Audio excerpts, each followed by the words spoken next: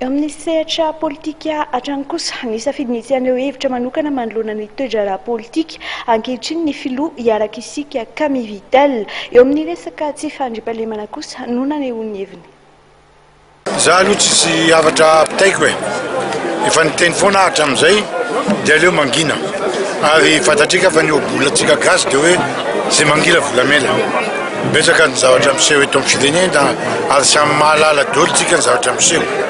Dia ho hitantsika eo nitoy izay angamba fa ny andro faniriko hatramin'izay dia hoe mba ilamina ny vahoaka malagasy, mba handroso ny vahoaka malagasy. Izay ihany no azoko atao e. Fa hoe anome sosokevitra na hanao commentaire amin'ny zavatra misy samby arahantsika mahita izy io dia ho hitantsika eo nitoyny e. Dia izay angambany engane mba hiakatra ambony dia ambony ty firenentsika ty raha ohatra hoe manaraka ny tokony ho izy na hiteny inona na andaniny ran'ny voatr'inona ireo zay andro ireo no mitondra amin'izao fotoana zao izy angamba ny jerena io samy manana traikefany.